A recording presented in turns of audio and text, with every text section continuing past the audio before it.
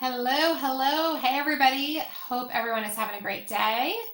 Bear with me for a moment. Let me get myself set up here. Sorry, we're a couple minutes late. Just wrapped up a call with one of my awesome clients, someone in this community here. Um, we have some great questions today for our Q&A. So thank you for everyone who submitted questions.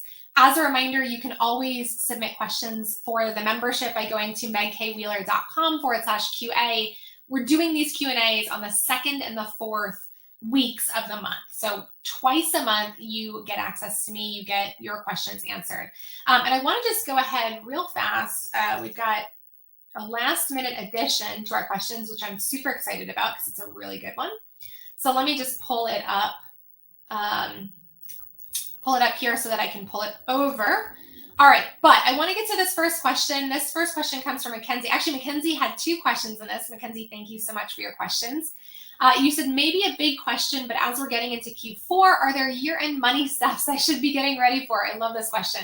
So there absolutely are. And one thing, and we'll drop a link to this. I gotta dig up the link. I did at the end of last year a live on kind of the things you should do at the end of the year before the year ends to get your business financially in order for the next year. So I will drop a link to that live. I don't think it was in the membership. I think it was just in the broader community, but I'll drop a link to that.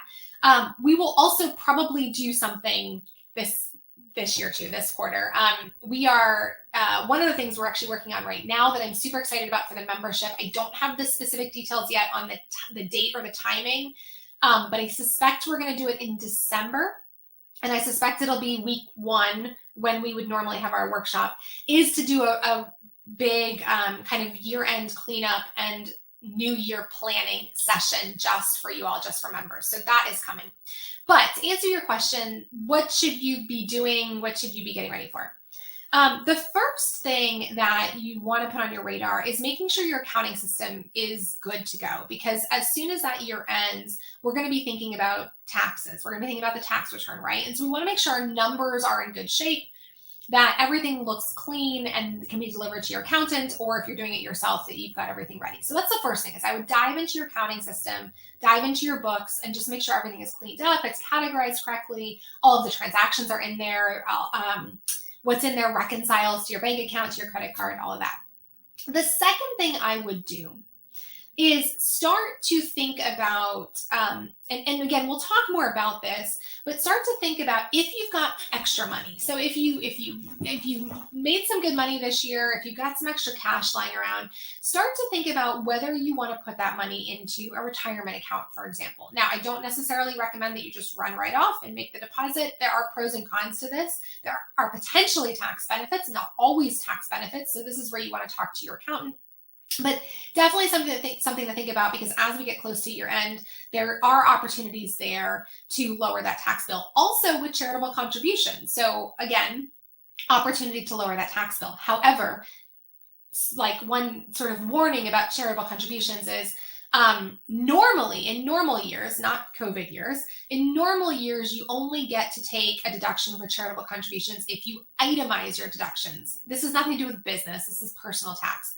But you can do the standard deduction, which is like $12,500 per person, $400 per person, or you can itemize, meaning you actually list out your actual expenses. Normally, you can only take those charitable contributions if you actually list out those expenses, because that $12,400 is meant to sort of encapsulate those anyway. However, in 2021, special rule because of COVID, you can deduct up to $300 per person on your tax return, up to $300 in charitable contributions you made in 2021. So if you haven't donated to charity yet this year, might be a nice opportunity to kick $300 or up to $300 to a qualified nonprofit organization, and you can get a tax deduction for that. So I'd be looking at that as well. What are those last minute contributions I can make that will help reduce my tax bill? But again, talk to your accountant to make sure that it's actually going to have an effect for you. The third thing I would do is actually start to think a little forward looking. Think about your systems and processes. Do I have a good accounting system that works? Do I have a good business bank account that works? Is it synced? Is it set up? Do I like how all that works? What is my invoicing system like? Am I if I use an invoicing system, am I creating, or is it a platform where my clients can just sign up very easily and they're going to get automatically charged, so I don't have to follow up every month to make sure they pay their bills? If you're not doing invoicing, if you're doing sales, then is it a platform that makes it easy for people to buy? Do I like the way it works? So making sure all those financial systems are in order. I would also start to work on your budget. So when we're recording this, September 29th, I would be starting to develop your 2022 budget in October. You don't need to finish it in October, but I would start to put pen to paper. You can use the budget template that you all have access to as a member of the membership.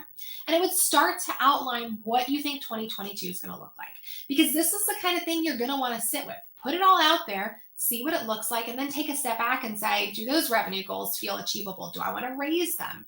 What about the expenses? Am I trying to bring team on?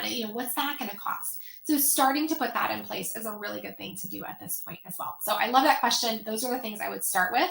And I'll add one more really quick one, which is follow up on any unpaid payments that people owe you or invoices that are outstanding. Get that money in the door. Now, there are pros and cons to this.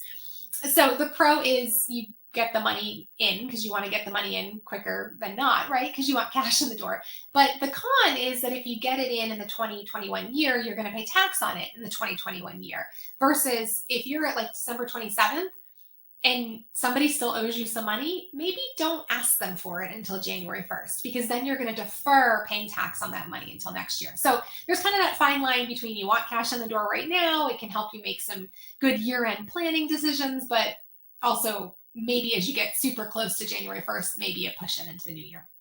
All right, great question, Mackenzie. So Mackenzie's next question, hold on, I need some water, is, hold on, I gotta pull it up on my fancy smancy thing over here. Okay, do business registration fees like your LLC renewal count as business expenses, or are they like taxes where we can't expense them? Thank you, you're the best. I think you're the best too. They absolutely count. They are absolutely tax deductions. So the reason why taxes don't count as a tax deduction is because taxes are not a business expense. I know this confuses everybody. I'm going to continue to say it till the day I die because I get that this is a really tricky concept. But when you are, and I feel like I got to stand for this. I got a new standing desk, and I think we're going to raise. We're going to raise here. I got to stand. When you are a sole proprietor, when you are a single member LLC, when you're a partnership, when you're an S Corp, when you're any one of those business forms, the profits of the business flow through the business to your personal return. So nothing gets taxed at the business level, right? You might notice if you're an S Corp, you pull up your S Corp return, you're not paying taxes on that return. Same thing with partnership or whatever. So the taxes aren't an expense of the business. They're an expense of you personally as the shareholder or owner or member of the business. You're paying taxes on the profits that you made off of your investment in the business. So that's why those are not a tax deductible business expense. An LLC renewal, however, is, because the business isn't, in your case, the business is an LLC.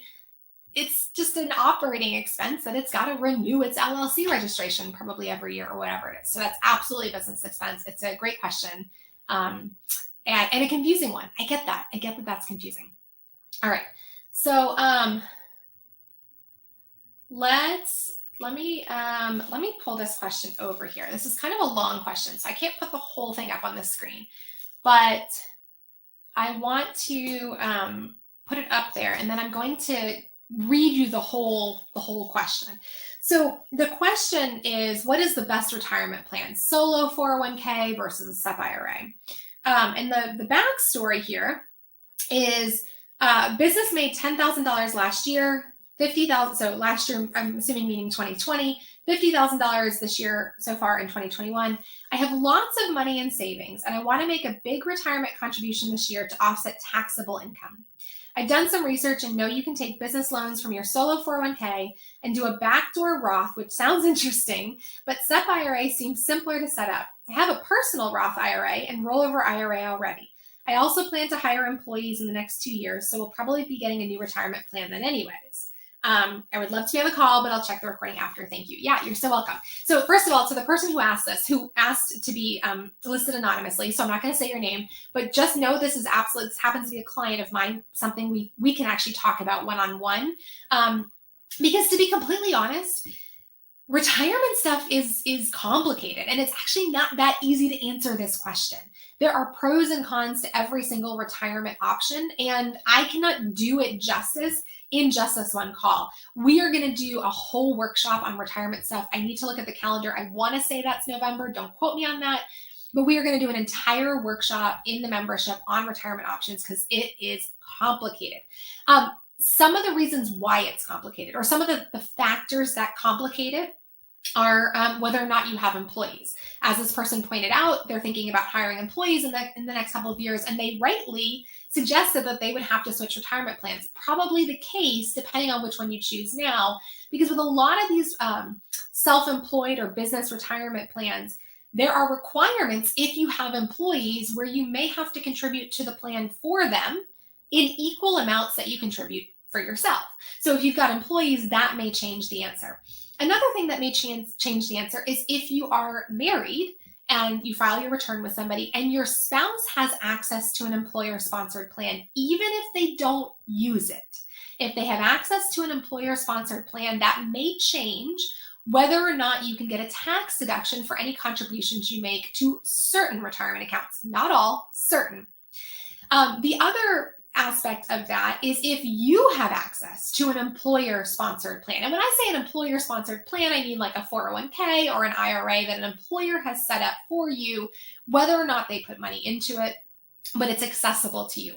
So that's a factor as well.